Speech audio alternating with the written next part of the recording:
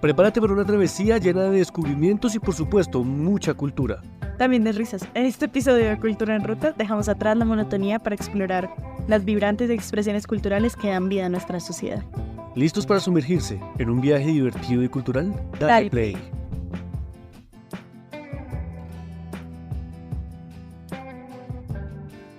Buenas. Bienvenidos a Cultura en Ruta. El episodio de hoy tenemos algo bastante espectacular. Resulta que hace mucho tiempo, digamos que fue el año pasado, ¿no? Que conocí a una mujer que fue un día a donde yo trabajaba, y esta mujer es arqueóloga, lo cual me pareció bastante interesante porque en los últimos 30 años nunca había conocido a una arqueóloga. Yo lo único que sabía de las arqueólogos era a través de una serie llamada One Piece, en la cual hay un personaje que toma un protagonismo bastante importante en la serie. ¿No por Indiana Jones? Porque sí, precisamente, también porque este personaje tiene una importancia bastante importante, porque sin ese personaje no pueden llegar al One Piece, porque para poder desvelar cómo llegar al tesoro necesitan una arqueóloga que vaya descubriendo las pistas, porque está escrito como en un idioma antiguo, bueno, una locura. Y a mí se me hizo muy interesante para el episodio de hoy, para la temática del día de hoy, que ahorita Salomón nos va a decir de qué se va a tratar un poco el episodio. Pero yo quería presentarles a Sofía, que amablemente decidió aceptar esta invitación. Cuéntanos, Sofía, un poquito acerca de ti y precisamente por qué estudiaste arqueología. Ok, bueno, mi nombre es Sofía Encines, tengo 25 años y bueno, yo estudié arqueología porque me encantaba primero los dinosaurios, o sea, desde chiquita yo veía libros, me encantaba, y estuve buscando pues en Colombia qué universidad pues planteaba algo parecido, y desafortunadamente ninguna tiene una carrera de paleontología, entonces decidí buscar un poco más sobre las sociedades, la historia, y me encontré con la arqueología, que en muy poquitas universidades lo dan. Está en la Universidad Nacional, pero como antropología y énfasis en arqueología. Bueno, y en los Andes, pero ya demasiado caro, entonces decidí no. Y en el externado, que tiene un vínculo muy importante con el patrimonio cultural. Pues yo desde noveno grado estuve yendo a clases para ver si me gustaba, si no me gustaba, y me encontré con una clase que ya fue como el amor a primera vista, y fue sobre la evolución humana. Entonces ahí pues uno analiza cuáles son esas como esas fracciones, no, sino como la materialidad, herramientas, qué es lo que nos hace humanos, y eso fue lo que me enganchó, y creo que por eso quise estudiar arqueología. O sea, no fue como una decisión por pasión, sino que sí fue por pasión también, pero fue como amor a primera vista, y pues también nutrirme desde antes para empezar una carrera, porque dejarla a medias, pues no. Chévere, muchas gracias. Bueno, entonces Salomón nos va a contar un poco de qué se trata la agenda del día de hoy, de qué vamos a hablar un poco. En Cultura en Ruta, pues básicamente la idea es contar historias también. Entonces, pues, qué mejor que una arqueóloga cuya tarea en el mundo es desvelar esas historias que de pronto no se ven a simple vista. Cuéntanos, Salomé. Bueno, el día de hoy vamos a hablar un poco en relación al capítulo anterior con lo rural y lo urbano. Sobre todo un poco como esas historias que están detrás. A nosotros nos interesa mucho poder ver desde la arqueología cómo se ve también esa relación entre esa cultura que digamos está un poco más alejada de las ciudades, la cultura que hay en las ciudades y que a veces se esconde un poco, porque también creo que el trabajo de los arqueólogos justamente es como descubrir y sacar a la luz cosas que a veces uno no espera. No sé si podríamos hablar incluso, ya que durante tu carrera hubo como esa relación con el patrimonio. Yo conozco que el externado tiene una relación con el patrimonio muy interesante en Bogotá. Podríamos hablar también un poco como de esos lugares que estaban aquí antes de que nosotros llegáramos, y bueno, eso es lo que van a escuchar el día de hoy en este episodio del podcast. Vamos a estar conversando justamente sobre esas historias que se empiezan a tejer entre esas diferentes maneras de ver el mundo. Bueno, pero antes de esto vamos a especular de qué se trata la carrera de arqueología y qué es lo que es un arqueólogo. Mejor que nos cuente ella misma de qué se trata este asunto. Bueno, pues la arqueología es una ciencia que analiza las sociedades por medio de la cultura material. ¿Qué es la cultura material? Pues pueden ser, no sé, cerámica, puede ser arquitectura, puede ser restos óseos, bueno, todo lo tangible, lo material. Sin eso, pues nosotros no podemos analizar bien las sociedades o pues aproximarnos a una realidad de las sociedades. No, pues eso sería la arqueología. Chévere. Ahorita que te estaba escuchando, tú dijiste algo que me llamó profundamente la atención y creo que es la mejor manera de continuar como hacia esta búsqueda que tenemos el día de hoy en el podcast, y es que hiciste un comentario que creo que es muy importante resaltarlo, y es ¿qué es lo que nos hace humanos? Cuando hizo esa pregunta me pareció bastante interesante, precisamente porque yo estudio una carrera que tenía que ver con la humanidad, y muchas veces uno se hace exactamente la misma pregunta. Entonces es eso, ¿cómo desde el punto de vista de una arqueóloga encontramos esa pregunta? Cuéntanos.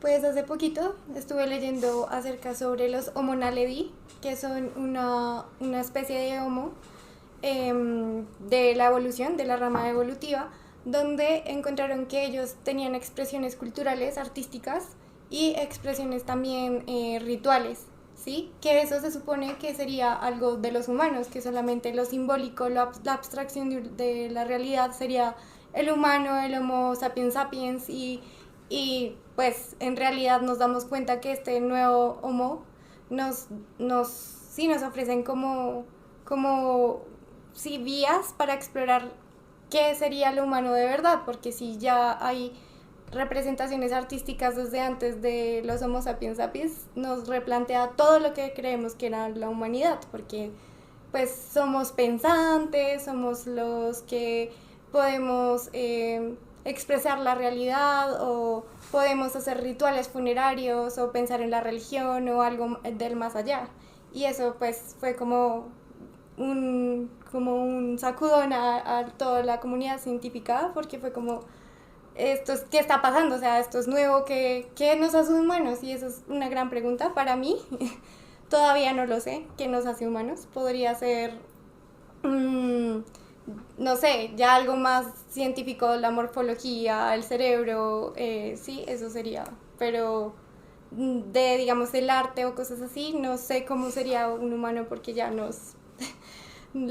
sí, como que los hallazgos arqueológicos nos hacen replantearnos todo el tiempo estas preguntas.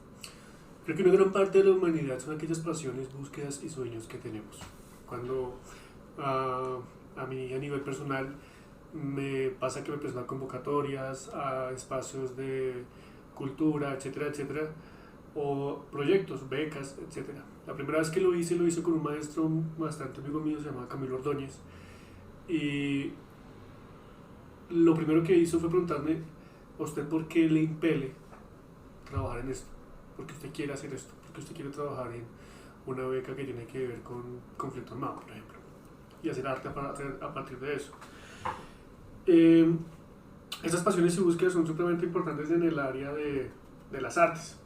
¿Sí? Siempre es como, ¿qué es lo que le motiva? Porque tiene que salir de acá, ¿sí? Del corazón. Cuando, digamos, de hecho me pasó una vez, choqué bastante con una opinión de alguien que una vez pues, yo me presenté para un trabajo y me tomé un párrafo para escribir el por qué yo quería trabajar en aquel trabajo. La persona me hizo un apunte como de que no importaba lo que yo pensara o sintiera, ¿cierto? Y pues yo finalmente no terminé aceptando el trabajo, terminé saliéndome de ahí, de ese trabajo, como esa propuesta, porque si no lo importa es qué es lo que piensa o opina, ¿cierto? ¿Cuáles son las pasiones de tu compañero de trabajo? Entonces, ¿qué haces ahí? Porque te está quitando parte de tu humanidad, ¿sí? Pues,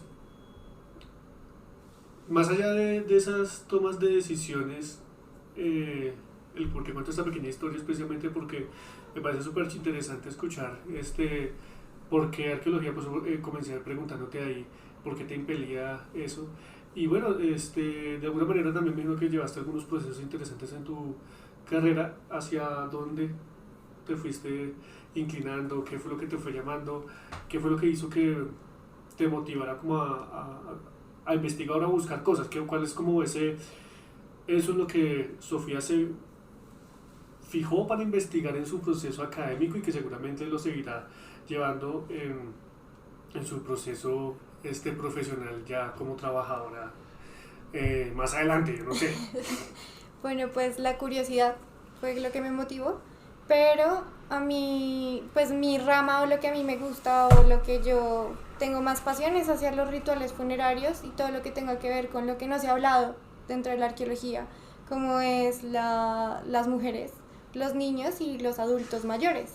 Entonces eso fue lo que me movió más a irme hacia espacios donde no se ha hablado, donde no hay como historia, porque la mujer siempre ha estado súper abajo del hombre, y los niños, que me parecieron súper interesantes, y pues yo soy una apasionada de todas las ramas de la arqueología, entonces me gusta la arqueología funeraria, la arqueología forense, me gusta también la subacuática, entonces aún estoy en esa búsqueda, pero mi rama, pues mi tesis fue sobre los rituales funerarios de los niños en Nueva Esperanza, en Soacha, entonces por ese lado yo creo que me puedo ir.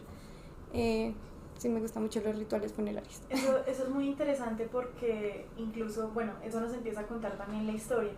Y, por ejemplo, desde cosas que yo sé, la historia de los niños o los niños solo empiezan a ser tenidos en cuenta como seres humanos a partir de la Segunda Guerra Mundial. O sea, las niñas mujeres no se tenían en cuenta por el hecho de ser mujeres, entonces eran como destinadas al hogar. Y los niños hombres era como solamente iban a ser útiles en el momento en el que ellos fueran adultos. Entonces empieza a ser muy interesante también como buscar la historia por ese lado, porque digamos que puede que eso sea en esta sociedad como un poco más occidentalizada, Sí. pero en las comunidades anteriores puede que no. Sí, no, y de hecho, pues una fiel como representación podría ser el faraón, ¿cómo se llama? Se me olvidó. El que murió, Tutankamón, que él empezó a los 10 años a ser faraón y era un niño importante, entonces ¿por qué no replicarlo en las otras sociedades? Porque solamente se hablan de los grandes hombres próceres como Simón Bolívar o sí, como los grandes héroes de la patria o cosas así, no se mencionan a los niños que también pueden ser importantes en la época prehispánica o claro, cosas así. Sí, eso nos ayuda a cuestionar también nuestra historia, como sí, a partir de qué está fundamentada.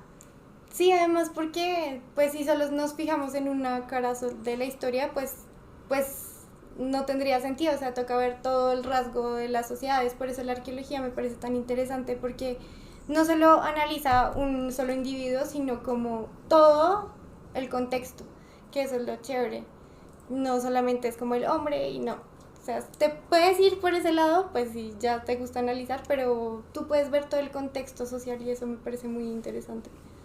También escuchaba algo que me llamó la atención y es que te interesaba como la historia de las mujeres, ¿cierto? Sí. Construir historia de la mujer, de alguna manera es un interés tuyo, ¿verdad? Sí. Bueno, entonces, digamos que una réplica bastante interesante que podemos hacer al respecto es hablar acerca de cuándo se empezó a hacer la historia de las mujeres, escrita por mujeres, ¿no? Creo que algo que me pareció muy importante es que yo hice esa investigación en la universidad para una clase que se llamaba Historias Interdisciplinarias del Arte, con el fin de aprender cómo crear o construir relatos históricos. ¿Sí? Muchas veces la historia no tiene un compromiso con la verdad, ¿cierto? Por eso existen los mitos y las leyendas. Y en otras ocasiones sí. Yo creo que en la arqueología pues hay un poco más de ese compromiso hacia la verdad, ¿cierto? Sí. Y resulta que me parecía bastante interesante, incluso hasta alarmante, que la historia de las mujeres se empezó a escribir hasta la década de los 60, ¿sí? Sí. Con la revolución sexual, ¿cierto? Y la aparición de la píldora anticonceptiva, ¿sí? Entonces me parece interesante ver esa forma en la cual estas autoras empezaron a escribirse ellas mismas, a desarrollar sus textos. Y claro, hay mujeres que siempre destacaron como Florence Nightingale o Artemisa Gentileschi. Artemisa, también como la de la radiación. Marie Curie. ¿Sí? Sí. Pero digamos que Marie Curie padece situaciones que todavía siguen afectando su vida. Y aquí en Colombia también ocurrió, Feliz Agustín o Débora Arango. ¿Sí?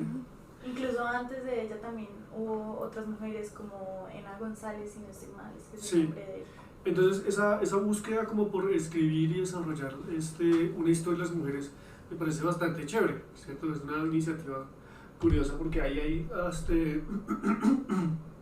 un océano de historias Sí. que ir desenmarañando, ¿cierto? Yo tengo una anécdota ahí interesante con eso. A mí también me ha interesado mucho el tema de la historia de las mujeres. Creo que también es como casi que un sentimiento que muchas mujeres tenemos, el hecho de no sentirnos representadas por muchas historias que vemos. Que a pesar de que, digamos, se han hecho esfuerzos muy grandes de que la historia nos incluya y empiece a mostrar nuestro trabajo, igual en muchas ocasiones siguen siendo historias contadas por hombres. Sí. Por ejemplo, a mí me llamaba mucho la atención cuando yo estaba en mis clases de Historia del Arte en la universidad, que el primer semestre era Historia del Arte del Mundo Antiguo. Entonces, las cavernas, las pinturas rupestres, y en muchas de esas expresiones uno podía encontrar mujeres, que me parece algo muy interesante como en esa línea de la investigación que tú has ido haciendo. Incluso también en otras sociedades similares como en Egipto, Mesopotamia, Grecia, las mujeres tenían como otro significado diferente, digamos que obviamente estaba como esta cuestión de procrear, pero también las mujeres podían estar en otros espacios y tenían representaciones distintas, incluso las mujeres eran representadas como diosas. Sí. Es a partir como de todo este tema del oscurantismo que se empieza a sesgar y casi que la historia se elimina. Yo a veces me pregunto como ¿qué habrá en esa historia que nosotros ahora no conocemos? Es que, ya que mencionabas sobre las diosas, no sé si has escuchado sobre las Venus. Sí. Las Venus, que es una representación femenina y fue la primera representación, si no estoy mal, de la cerámica.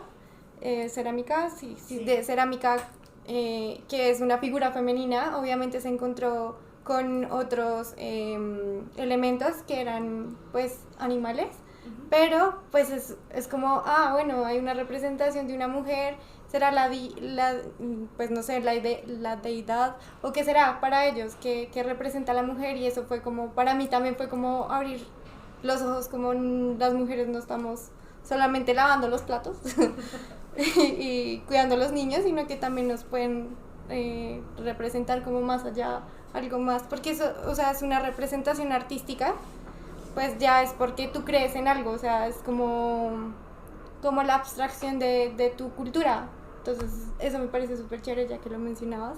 Y sí, definitivamente las mujeres no han sido mencionadas con mucho orgullo, por decirlo así, y muchas veces son mencionadas por los hombres, y acá en Colombia muchísimo, acá. Sí, sobre todo como en la historia también de la mujer rural. Uh-huh. Ahí volviendo un poco a lo que estábamos conversando, que es como el centro del episodio de hoy, justamente es como es esa representación también de la mujer rural que, digamos, ha tenido menos participación en esto, como por ejemplo la arqueología también nos ayuda a encontrar otras cosas adicionales en espacios tan interesantes como pueden ser San Agustín o las ruinas de Chiribiquete, que son espacios además que muchas veces olvidamos cuando estamos en las ciudades, sentados en la silla, en el medio de la ciudad, que es como que nos perdemos también de eso otro que está allá afuera. Sí, pues igual, no sé si conocen las sociedades cazadoras recolectoras, que fueron las primeras sociedades aquí asentadas. Se decía que solamente eran los hombres quienes cazaban, ¿sí? Pero ya se encontró registro arqueológico que hablan sobre las mujeres también cazaban y también estaban en esos espacios, que me parece interesante también mirarlo como si los campesinos solamente son los que recogen la papa, pero las mujeres también pueden estar en ese contexto. Entonces es lo rural me parece súper interesante como ponerlo en una confluencia en contra a la ciudad, al urbano. Pues yo la verdad no soy experta, yo hablo de lo que sé, pero o sea, no sé cómo aproximarme a ese tema de lo rural o lo urbano. O sea, necesito como A mí me parece muy interesante algo y es cómo ustedes como arqueólogos empiezan como a entretejer las historias, o sea, como esa muestra de esa cultura material que es lo que tú decías que da como el inicio de la arqueología termina haciendo que ustedes cuenten una historia a partir de ese objeto que ven. Sí, ok, pues digamos podrías con la arquitectura, ¿no? De cómo se puede enfrentar lo urbano contra lo rural. Y podría ser en las iglesias. Pues había mucha mano indígena haciendo arte.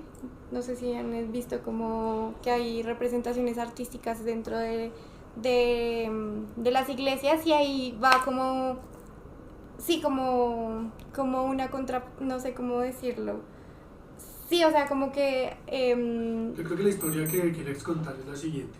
A ver, ayúdame. Cuando uno va a una iglesia, ¿cierto? Y ves en una iglesia arte, ¿sí? Sí. Muchas de las obras de arte que hay en las iglesias, de no ser hechas por Baltasar Figueroa o artistas propiamente españoles, ¿cierto? Del siglo XVII hacia atrás, son obras que son cartones pintados y dibujados por artistas españoles y aquí son dibujados en España y eran traídos aquí a Colombia y aquí en Colombia lo que hacían era colorearlos, ¿sí? Entonces nosotros no, aquí en Colombia en esa época no éramos considerados artistas, éramos considerados artesanos, ¿sí? Y pues nosotros, siglo XVII, pues no sabíamos cómo era Dios, entonces cómo vamos a dibujar a Dios. Entonces también en esa época pues se entiende que también había un proceso de colonización y que pues para eso se necesitaba incrustar una cultura y también una religión y también se necesitaba aquella mano de obra, ¿no? Entonces también como esa manera de producir historia a través de la obra de arte, como la obra de arte va contando una historia también. Y en este caso creo que es bastante interesante, pues, por ejemplo, colocar eso sobre la mesa, ¿no? Como pues el que estaba viviendo aquí tranquilamente su vida, adorando a Pachamama o a la mujer que tiene unas piernas en forma de serpiente llamada Bachué, haciendo sacrificios humanos para que llueva y pues, sin hacer nada a nadie, ¿no? Aquí tomando chicha tranquilamente. Y de repente pues llegan estos personajes a hacer sus pendejadas, ¿no? Entonces, a mí me parece curioso eso y creo que, si no estoy mal, creo que apuntas en lo que tú estabas comentando. Sí, o sea, como hay una confluencia entre culturas, porque eso es lo que es lo urbano y lo rural, siempre va a haber siempre va a haber una interacción. Y eso es lo que me parece interesante, porque una sociedad rural, pues obviamente no va a ser igual a la sociedad que está muy hacia la ciudad, ¿no? Pero siempre va a haber una interconexión entre ellas, porque sin lo rural no está lo urbano. Correcto, total, sí, nada más parece súper chévere como la precisión que estás haciendo. Resulta que en el episodio pasado, cuando hablamos con Alejandra, iba a decir Angélica. Y dije, no, pero no es Angélica. Bueno, cuando hablamos con Alejandra me pareció algo bastante interesante. Yo le hice un comentario hablando acerca de que cuando nosotros queremos empezar a viajar a través de todo Colombia, grabando estos podcasts con los habitantes de algunos espacios, por ahí estoy cuadrando una salida a San Juan del Río Seco muy pronto. La idea no es como llevarles cultura, que es que ellos ya tienen su cultura, ¿sí? Es un intercambio, es lo que tú dijiste, una interacción, me parece súper chévere la palabra, ¿sí? Porque pues no es lo mismo una persona que tiene unos rituales, unas formas de ver, de pensar y de sentir que vive aquí en Bogotá, a alguien que está en San Juan del Río Seco, tiene otro clima, otra forma de alimentarse, otra forma de vestirse, y eso construye y desarrolla otros pensamientos, igual que pasaba con los españoles y la gente que vive acá. Por esa razón me gusta como ponerlos. Sí, además que acá en Colombia pues tenemos demasiadas culturas, o sea, demasiadas lenguas, o sea, es pluricultural, multiétnico, sí, o sea, tenemos mucho de dónde coger y creo que la ciudad o bueno, lo urbano se olvida de eso, ¿no? Sí, o lo opaca también. Sí, es como, ay, esos indios, o ay, esos no sé qué, pero en realidad pues eso también nos puede, o sea, son nuestros ancestros, es nuestra cultura, solo que lo olvidamos. En la ciudad obviamente lo urbano es demasiado chocante, ¿no? Porque estás a 1000 por hora mientras que los indígenas están en otro espacio de naturaleza, donde todo es más tranquilo, pues viven el día a día con sus, no sé, agricultura, ¿sí? Y nosotros acá estamos.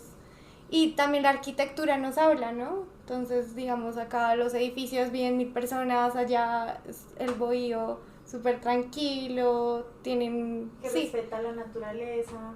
sí, pero sería chévere como... Yo quiero volver a como a apuntar hacia esa investigación que tú estabas realizando, ¿cierto? Sí. Quiero saber cómo va ese proceso, si de alguna manera estás pensando en... Yo sé que estás pensando, o sea, yo entiendo que estás construyendo una historia de las mujeres a partir de eso, bueno, también con los niños. ¿Cómo va ese proceso? Quiero saber también hacia dónde apunta, qué es lo que ocurre, y también si algún día vamos a poder encontrar aquella historia de las mujeres escrita por Sofía, ¿no? Creo que va a ser muy chévere porque me genera cierta ilusión, ya que yo tuve en alguna ocasión una mujer conocida que la quise mucho, que se llama Gabriela Pinilla, es una maestra que tuve muy cercana, y ella también hace algo muy curioso, ella también escribe historia de las mujeres, o sea, está escrito la historia de Manuela Beltrán, o no sé si ya la terminó de escribir. No estoy segura. Entonces he hecho toda esa investigación, ¿sí?, de la historia de eso, y pues me parece también interesante que sea escrita por una mujer, porque también es una manera de tomar ese poder de su historia y que ustedes mismas se relaten, se cuenten a sí mismas. Pues yo mi relato es más hacia la maternidad, ¿no? Pues hacia los niños. Mi análisis fue sobre los rituales funerarios o la materialidad asociada a los niños en sus tumbas. Entonces, cómo esa materialidad nos habla sobre el rol social del infante. Entonces, hay pues teorías sobre que las niñas las enterraban con volantes de uso y los niños con, no sé, para cazar líticos o estas otras cosas. Entonces, pues más adelante mi idea es replantear como esas teorías y mirar si sí hay una diferencia de sexos entre los niños y las niñas mediante la materialidad. Eso sería como a lo que quisiera llegar en algún punto. Mi tesis de pregrado, pues no soy experta todavía, o sea, me falta mucho recorrido, pero ya tienes el conocimiento. Sí, ya tengo el conocimiento. Igual se hizo una investigación, o sea, para hacer una tesis se necesita una investigación, un análisis y una creación. Sí. Entonces, creo que igual hay una autoridad al respecto, mucho más competente que cualquiera de nosotros aquí en esta mesa, porque Sí, nosotros aquí en esta mesa te yo no podemos conozco hablar muchos arqueólogos, como le dije, entonces en ese momento usted es la autoridad competente al respecto. Cuéntenos con tranquilidad y confíe en lo que usted sabe. Listo, entonces, pues yo analicé sobre el rol social, como les estaba diciendo, pues obviamente llegué a la conclusión que el rol del niño es de aprendizaje, o sea, los niños tienen que sí aprender sobre la cultura de los adultos, ¿no? Entonces sí tiene un recorrido como de ser niño, adulto, sí, o sea, el rol es aprender, el rol de los niños es el aprendizaje. Pero lo chévere de la materialidad que yo analicé es que tenían orfebrería, que el oro era demasiado escaso en esta área, y más en los adultos, o sea, la materialidad de los adultos, el 33% era orfebrería, y ponle que el 45% de la orfebrería que se encontró en la totalidad de la excavación eran para los niños. Entonces eso fue como... ¿Qué nos habla? Obviamente la orfebrería no es como lo ostentoso, porque para ellos no creo que fuera así, sino que era un material más de icono, sí, como de un icono, de ritual, de algo pasa con estos niños que tienen orfebrería, porque es muy raro, o sea, eso para mí fue como súper importante. También los volantes de uso, no sé si los conocen, es como producción textil. Entonces muchos niños tenían también volantes de uso, pero si falta un volante de uso dentro de la producción económica de los muiscas, pues algo pasa, porque te retrasaría un montón de tiempo hacer un volante de uso. Entonces, ¿por qué se los están dejando a los niños? Eso es como también la materialidad nos habla de que los niños fueron importantes, entonces el rol si bien es de aprendizaje, también es de la importancia que se le da al infante. Y pues ahí tocaría analizarlo desde lo que les digo, las niñas y los niños y todo esto que sería más adelante, pero por ahora eso fue lo que yo analicé. Sí, la materialidad nos habla muchísimo y lo más en lado ritual, ¿no? Entonces me parece que por Chévere. ese lado. Me gusta esa perspectiva. Quiero también hablar acerca de lo que hablábamos fuera de micrófonos, que era acerca del tema de la chicha que tú estabas comentando, que bueno, me parecía sí. muy chévere, y creo que es una manera muy curiosa de ir como abarcando todos estos temas que hemos puesto sobre la mesa para ya finalmente crear una relación, una reflexión y una, digamos que, experiencia, y ya con eso podríamos terminar este episodio. ¿Por qué? Porque la idea es como, primero, pues compartir eso, pero también compartir aquellas reflexiones que se van construyendo en este espacio. Entonces, ¿por qué ese interés con el tema de la chicha? ¿Qué tiene que ver Bavaria? ¿Cierto? Justamente que estamos aquí frente al barrio que fue construido debido a aquella empresa. Entonces, cuéntanos. Pues bueno, la chicha, como bien ustedes saben, o bueno, si no saben, el contexto es que sociedades prehispánicas era su modo de beber, de hacer fiestas, todo se tejía en torno a las ritualidades o fiestas o festejos. Y la chicha era uno de los ¿cómo se diría? Bebidas alcohólicas que más se producía, ¿por qué? Bebidas espirituales. Sí, bebidas espirituales con un fin de festejo, ¿no? Bueno, pues ya cuando estamos en la época de la colonia, más industrialización, bueno, no sé si estoy diciéndolo bien, bueno, sí, porque Bavaria me imagino que... Claro, llega acá con la industrialización que llega a Colombia. Y entonces toman la chicha como método de defensa, o sea, como que los que tomaban chicha eran los burros, los de allá, los feos, los que no tienen nada en el cerebro, bueno, sí, Se los puede brutos. estigmatizar la chicha entonces.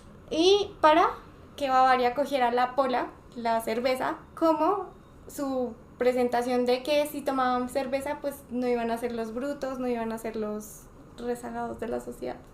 Entonces me parece súper interesante cómo se toma como la ancestralidad a lo malo y cogen la cerveza como lo bueno y es como moldear o, como lo dije yo, ahorita lo dije muy bien, como... Claro, como crear una nueva, digamos como una nueva mentalidad en torno a ese tema. Sí, entiendo. De hecho, justamente me estabas haciendo pensar en, por ejemplo, hagamos el ejercicio a la inversa, cuando ocurrió en la década de los 60 con el movimiento del Black Power. ¿Sí? Entonces, la gente de afro que venía con ese problema de racismo grandísimo y que empiezan a crear como ser negro también es bonito, ¿sí? Hacerse sus trenzas, hacerse sus peinados afro. Entonces, a cambiar esa idea de que lo negro es feo, todo lo contrario, esa belleza que tiene todos estos cuerpos. De hecho, me parece muy interesante, incluso que hay una historia que atraviesa esto que tiene que ver con el tema del jazz, ¿sí? Y es que cuando ocurre la guerra de Vietnam, aparece algo bastante maravilloso. Diana Uribe la cuenta mucho mejor, pero me parece más lindo, me parece lindo también citarla por acá. Y es que ella habla acerca de que cuando ocurre la guerra de Vietnam, uno de mis personajes favoritos, Mohamed Ali, que es una inspiración para mí, que era amigo de todo este grupo que de alguna manera era parte del movimiento de Black Power, incluyendo a Rosa Parks y todos estos personajes. Él dice que Vietnam es la tierra donde los blancos mandan a los negros a matar amarillos para quedarse con la tierra que le robaron a los rojos. Esa es la razón por la cual Ali no va a Vietnam y termina en la cárcel 2 años, pierde sus títulos. Pero, ¿y esto qué tiene que ver con el jazz? Pues bueno, de todas formas la guerra se hizo, ¿sí? A pesar de que Ali no fue.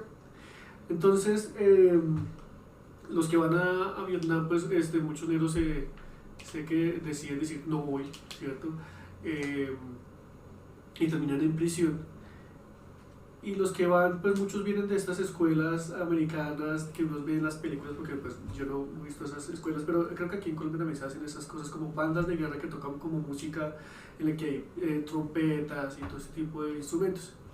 Entonces cuando estos chicos se van para Vietnam, pues no pueden llevarse su trompeta, no pueden porque pues cambian la trompeta por un fusil. Sí. Y lo que hacen, que me parece súper interesante, es que empeñan estos instrumentos para irse a la guerra. Pues muchos de estos muchachos nunca vuelven, entonces la gente que se queda con los instrumentos en las casas de empeño pues los remata. Entonces las personas que producen música jazz empiezan a adquirir estos instrumentos de una manera muy muy barata, ¿sí? Y se crean una nueva vertiente, ¿sí? De ahí luego de eso aparece nuevamente, luego de eso pues sigue, fortalece como esa cultura, el rock, el jazz, el blues, todo ese tipo de cosas. Y pues, ¿por qué cuento esto? Precisamente porque ocurre en muchas culturas que se estigmatiza algo para hacer bello algo, ¿cierto? A los ojos de una moral social, si se le puede decir así. Entonces, la chicha bebida amoral, la pola bebida moral. Hay una obra de arte, un diseño gráfico, no recuerdo en este momento bien de quién es, que es un diseño muy famoso que se hizo en esa época para promocionar a Bavaria y que decía como la chicha te mata o la chicha es mala, y la cerveza es lo que te va a salvar. Sí. O sea, también como un poco esa idiosincrasia o esa idolatrización de ciertos elementos para poder meterlos como dentro de esa dinámica del mercado. La resignificación total, o sea, es la resignificación de algo cultural. Y que pues obviamente las sociedades son muy dinámicas, todo el tiempo están en constante movimiento. Y pues algo que te parecía a ti hermoso, por ejemplo el patrimonio cultural, algo como eso que habíamos mencionado, no ser monumento a los héroes, por ejemplo, que ahorita ya se tumbó y hay una resignificación de ese monumento. O por ejemplo Mauthausen, no sé si conocen Mauthausen, es Sí. en Alemania, en No, Austria. ese es un campo de concentración Eso. que era como, creo que en la frontera con España. Eso, Mauthausen en España. ¿Si era ese o era? Bueno, no estoy segura, voy a buscarlo mejor, pero ahorita eso es patrimonio, pero no es como que tú vayas al museo y te sientas como la historia así de los nazis, sino que es una resignificación hacia los caídos. Ya, Auschwitz, el que estaba en Polonia. Okay, sí. Entonces eso me parece también interesante porque también resignifica todo, o sea, la cultura, todo el tema de la guerra que fue mala, entonces ahorita lo vemos como malo, pero en su momento era súper el resalte a lo bueno, entonces... Claro, eso empieza a ser muy interesante y bueno, algo de lo que también estaremos hablando más adelante, seguramente en próximos episodios, es un poco como aquí se empieza a mezclar todo. A nosotros siempre nos cuentan las historias de lo rural y lo urbano, por un lado, la historia del arte por un lado, la historia de la humanidad por otro, de la música por otro lado, pero realmente todas esas expresiones terminan enlazándose y empieza a ser muy interesante. Y en una propuesta que tenemos nosotros para esta temporada es como justamente juntar todo eso. Por eso es que son estas invitaciones también a esas personas expertas en diferentes temas. Y volviendo un poco a lo que estábamos hablando ahorita de qué significa ser humanos, yo creo que ahí también se mete un poco como esas expresiones en esto, como la capacidad de creación que también está en torno a esa humanidad y lo que hablábamos ahorita también, como esa interculturalidad que hay en estos diferentes lugares del país, que además empieza a mostrarnos como unas perspectivas muy diferentes y bastante interesantes, pues que a veces también olvidamos un poco. Sí, y pues bueno, yo quisiera también escuchar un poco una anécdota de Sofía. ¿Cómo es eso? ¿Cómo ser arqueólogo? ¿Cómo ser arqueólogo? Sí, porque uno se imagina, al principio hablábamos a Indiana Jones, o yo me imaginaba a Robin de One Piece. ¿Cómo es el arqueólogo, una no? película de Indiana Jones en estos días. Yo me la imaginaba con sus botas allá en San Agustín, o buceando en un arrecife. Desempolvando así con una brochita. O en Soacha, me acuerdo mucho que en Soacha hace como unos 8 años, no, 7 años, fui a Soacha y había unas piedras de pintura rupestre y nosotros fuimos a estudiarlas porque nos interesaba la pintura rupestre y también fue San Agustín. Entonces me pareció interesante ver cómo los arqueólogos pues son los primeros en llegar a esos lugares e investigar y crear sus teorías, ¿no? Que muchas veces también la vida de muchos arqueólogos es cómo pruebo que esto que estoy pensando también es real. Y toca basarse muy bien en lo que plantean otros arqueólogos, ¿no? Para tú hacer tu historia, porque sin una base no tienes nada. Pues ser arqueóloga, pues a mí me ha encantado. Eso sí, es ser un poco extrovertida, o bueno, no extrovertido, sino sí, curioso. Me ha tocado porque yo era una niña demasiado consentida. Y mi primera salida de campo fue demasiado chocarme con esa realidad, o sea, fue como, ¿cuál consentida? Tienes que darle duro a la vida, tienes que caminar, nadie te pueda, sí, como llevar las cosas tú, tienes que moverte, hacer. Pues para mí ha sido muy chévere porque me he conocido, o sea, he conocido quién es Sofía, qué es lo que puedo hacer, hasta dónde puedo llegar, entonces eso me parece muy chévere porque te pone a los límites. Eso sí, es estar de sol a sol, excavando, tener mucha paciencia, muchísima paciencia. Si rompes un fragmento ya eres un mal arqueólogo. En realidad no, pero pues es complicado, es complicado. Sí, tener muchísima paciencia, sí. Y así una anécdota que tú digas como, uy, esto fue impresionante. Uy, es que, pues bueno, las salidas de campo yo creo que uno lo conectan mucho con la naturaleza. Yo he ido a tierra adentro, sí, y creo que esa fue una de las mejores experiencias y las mejores anécdotas que puedo contar porque tuvimos que hacer la documentación del patrimonio, es decir, qué es lo que veíamos en la cámara, porque es un hipogeo. Entonces, ¿cómo podíamos ver o analizar cómo se construyó? Pues la anécdota es que siempre decían que nos asustaban, ¿no? Entonces yo no creía en eso, no, eso cómo es posible, no nos van a asustar. Entonces llegó el momento en donde estábamos ahí documentando y se escuchaban pasos bajar y nosotros como, no, pues quién es, de pronto es algo como un turista o lo que sea. Pero no, nunca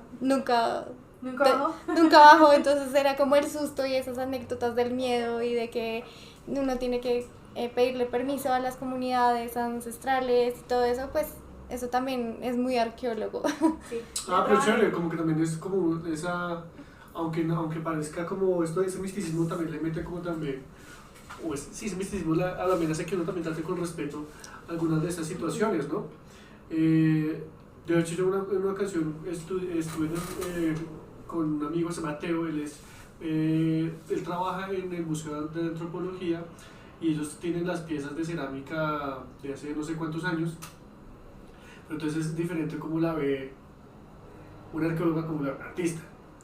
Sí. Que nosotros cuando tenemos las piezas, las encontramos, nosotros lo que hacemos es mirar cómo las hicieron para nosotros también hacerlas. Nosotros no puedo tocar, por favor. Entonces me parece muy interesante porque, por ejemplo, yo aprendí a hacer silbatos de cerámica estudiando esas piezas, ¿sí? Junto con Teo. Y digamos que aquí en Colombia no hemos encontrado muchas vasijas silbadoras, se encuentran mucho más hacia el Perú, hacia México. Pero entonces yo tenía como esa obsesión de hacer una vasija silbadora, que es una pieza, no sé si la conocen, la voy a escribir para nuestros oyentes. Es una vasija que usted la llena de agua y suena.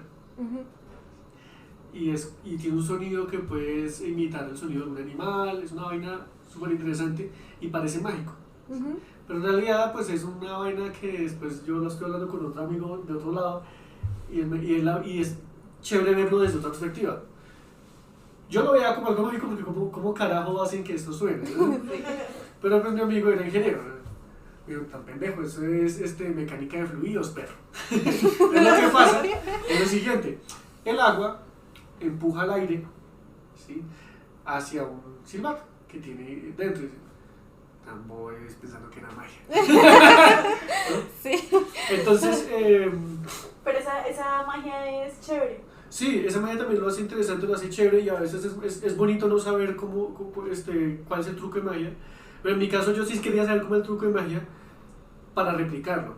¿Sí? Comprender eso también es chévere también. Como comprender por qué hacían esto, por qué hacían para ello, por qué los niños tenían... ¿Qué tenían los niños? Orfebrería. Orfebrería. Los volantes de uso. Los volantes de uso. Cuentas de collar, que son las otras. Y líticos, que eso es lo que más. Exacto, esas preguntas que se hace una arqueóloga para poder explicarse cosas, responderse preguntas, ¿cierto? Y es interesante, por ejemplo, ver, ahora que lo miro para esta reflexión, que hay perspectivas muy diferentes dependiendo de las búsquedas que uno tenga, ¿no? Porque seguramente vamos a buscar los arqueólogos que no son arqueólogos, los arqueólogos que saquean. Los huaqueros. Exacto, entonces, ¿cuál es la pregunta que se hace un huaquero? Oro. No les importará quebrar. Si ellos sí los quiebran y sacan lo que puedan, pues... es que a mí me fascina la arqueología, o sea, yo soy fan de cómo piensan las sociedades, que eso es lo interesante, porque interesante, sí. es un individuo, o sea, un individuo teje una sociedad, entonces también la identidad de un individuo puede ser la sociedad entera. Que Claro, eso también. y al final llega a esa pregunta tan existencial, ¿no? Sí, como que uno es tan difícil darle, como decir acá, yo voy a darle una respuesta a esa pregunta. No, es que es muy difícil. Correcto. Y los arqueólogos somos... Y ya como para cerrar este ejercicio de reflexión me parece chévere, también hablábamos de que un niño podría marcar mucho una sociedad. Yo me acuerdo mucho de que cuando dijiste eso yo no metí la cucharada, pero sí lo voy a volver a citar para cerrar. Sí. Con aquello que empezamos. Volvamos a citar a Diana Uribe. Cuando yo escuché una historia de ella, de cuando habla acerca de la primera vez que un dios habló por la radio. ¿Sí? Cuando habla de la primera vez que un dios habló por la radio, era un niño. Se llamaba el emperador Hirohito y le pidió a su pueblo que soportara lo insoportable. Aquel niño era el emperador del Japón durante la Segunda Guerra Mundial. Acaban de recibir el peor bombardeo que ha ocurrido hasta el momento. También fue considerado un experimento científico. ¿Sí? Y para los japoneses, soportar lo insoportable era soportar la rendición. Porque cuando un japonés se rinde de su cultura del shintoísmo, pierde su razón de ser. Entonces, a eso significaba soportar lo insoportable. Pero es interesante ver cómo este niño, que era un niño, muchos de estos emperadores asiáticos empezaron a la edad de 14 años, cambia una sociedad, ¿sí? Que venía con unas ideas atroces porque los japoneses no eran unos santos. Ninguna sociedad. Pero pues, especialmente tuvo que pensar por el bien de su pueblo, porque pues, usted puede ser emperador de una isla, pero es una isla desierta, llena de radiación, ¿cierto? Porque seguramente si nosotros hemos rendido la cosa hubiera mucho peor, ¿no? Entonces pues bueno, básicamente cualquier persona puede tener una sociedad. Me parece súper chévere esa manera de cerrar este episodio. Agradecerte también por haber venido, Sofía, súper interesante y muy constructivo como este ejercicio y ver esta perspectiva desde otro punto de vista. Me parece que todavía como que me parece chévere como esa apuesta que estamos haciendo a escuchar otras perspectivas y que para mí es gratificante ver que vale la pena, ¿sí? Que vale la pena hacer este ejercicio porque te ayuda como a pensar en escuchar otras voces, ¿sí? Que precisamente de eso se trata este episodio, empezar a escuchar otras voces, entretejer historias, volver a como esta cosa que mencionaba Salomé, que me parece súper importante. La historia del arte es muy egoísta, ¿cierto? Y habla solamente de la historia de las artes plásticas, pero como le dije, nosotros nos interesa hablar desde otras perspectivas, no solamente de las artes plásticas, sino desde otros espacios. Yo no siempre lo voy a meter con las historias de las artes plásticas porque para mí es súper importante, digamos, de alguna manera lo aprendí, pero quiero aprender la historia de la música, la historia del teatro, la historia de la danza, la historia del mundo a través de un arqueólogo. No siendo más, les agradezco mucho por habernos visitado a Cultura en Ruta. Espero nos acompañen nuevamente en otro episodio. Y pues bueno, vamos a esperar a ver si de pronto la otra semana tenemos episodio. Todavía no lo vamos a confirmar, debido a que estamos organizando este inicio de año. Sin embargo, muchas gracias por habernos acompañado. Muchas gracias a ustedes. Muchas gracias a ustedes. Muchas gracias a ustedes. Muchas gracias a ustedes. Hemos llegado al final de otro emocionante episodio de Cultura en Ruta. Esperamos que hayas disfrutado tanto como nosotros explorando las fascinantes capas de la cultura que nos rodea. Recuerda que la cultura tiene su propio ritmo y aquí en nuestro podcast siempre estamos sintonizados con esa vibrante melodía. Si te perdiste de algún episodio, no te preocupes. Puedes revisar nuestra lista y sumergirte en todas nuestras historias, risas y descubrimientos que compartimos. La cultura es un viaje continuo y estamos emocionados de tenerte a bordo. ¿Quieres más aventuras culturales? Sigue conectado con nuestras redes sociales y comparte tus propias experiencias culturales con nuestro Instagram cultura.en.ruta. Hasta la próxima. Exploradores culturales.